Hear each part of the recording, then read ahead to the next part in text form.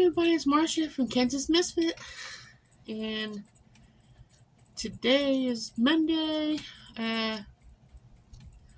Usually I do garden video on Monday, but I'm not able to get out to the garden right now. We had 2 days worth of rain, and I slipped and fell on the front porch. Busted the steps going down the steps and landed on the bottom. So I'm kind of sore and going to be hard to do anything for a few days, and so it might just be indoor videos, my herb videos, whatever I can get my BB brain to think of. So I hope I'm able to lay down in bed to go to actually get some sleep, because my ribs are kind of messed up, and my hip and my wrist and my ankle and my arm. So anyway, we will see how this goes. And today I'm going to talk to you on mint. The mints.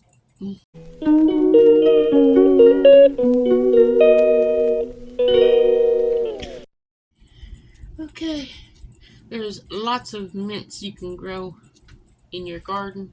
I wouldn't recommend it. I recommend putting mints in a pot. A 5-gallon bucket, a lick tub from cattle or goats or whatever your lick stuff's in.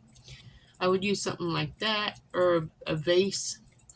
Those big pretty vases you can buy all different sizes and shapes, to keep them keep them confined in one area, because they like to spread. Just to name a few of the different kinds of mint, with the peppermint, spearmint, apple mint, royal, penny royal, lemon mint, ginger mint, and there's others. Spearmint is the preferred mint for most savory dishes.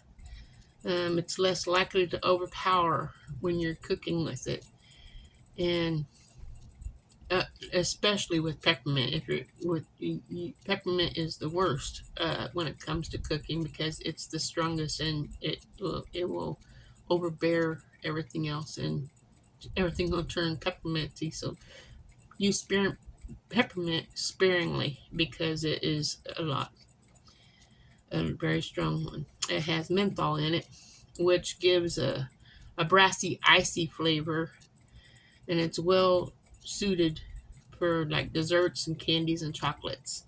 Now, also, if you have peppermint oil, like I have with my Young Living essential oils, peppermint oil, like I said, it has menthol in it. It helps cool you off if you're hot and you have to go work outside in the heat when it's in the middle of summer in the hundreds and stuff for many days. Put some peppermint on your forehead, behind your neck, underneath, around the neck area, if you're a woman, underneath your hairline. It'll help cool you off, because the menthol, when the air hits it, has a cooling sensation. And it also helps with tension in the head, and it's really good oil.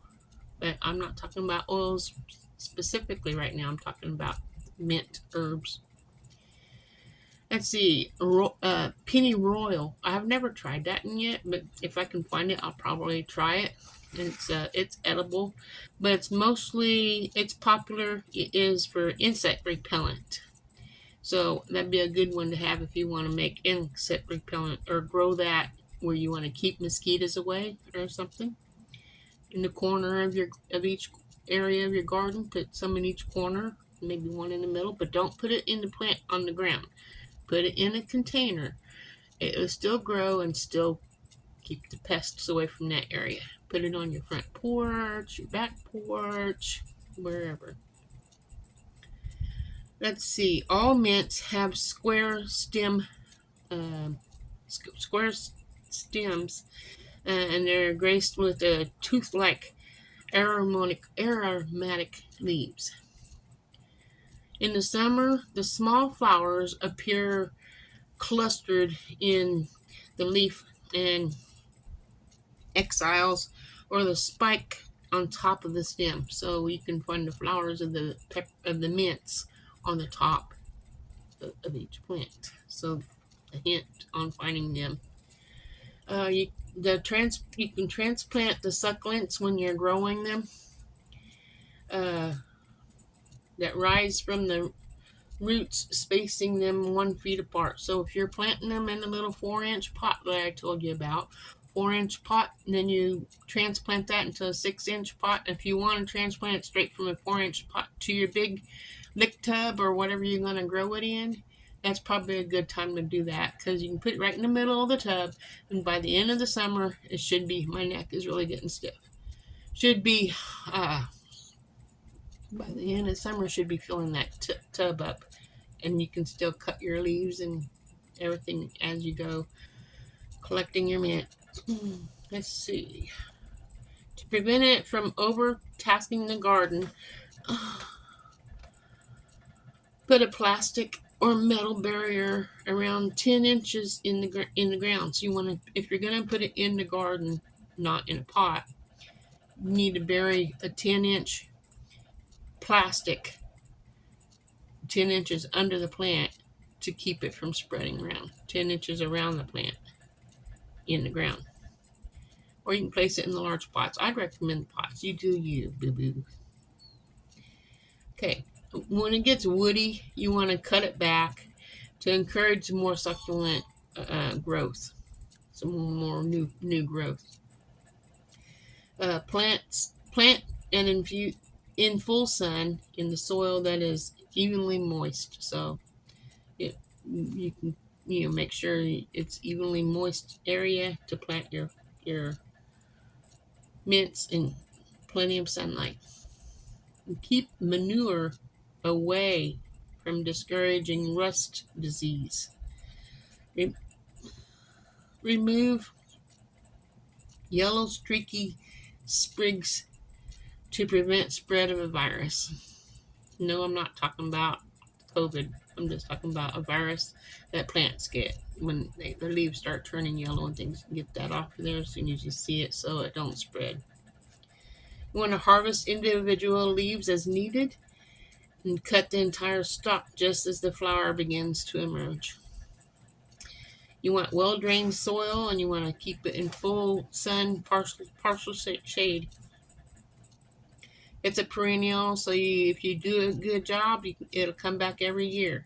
You gotta give it love, talk to it, and take care of it, and it'll keep growing every year. Now, I'm talking to myself here. I'm talking to you as well, but I'm talking mainly to myself because I have a hard time when it comes to growing herbs. And if I can just get the hack of talking to my plants and praying for them and water them and just do what needs to be done, make sure I prune them and put them in pots when they need to be in pots, and just take good care of them, and I'll be able to be doing good when it comes to my herbs. And they grow best in zones 5 through 9. I live in zone 6. Where do you live? And tell me your zone where you live in the comment section if you made it this far in the video. Let's see. Most of these plants, like mints, have runners, like strawberries, where they sprout out and get more, in like sweet potatoes, for instance, and things.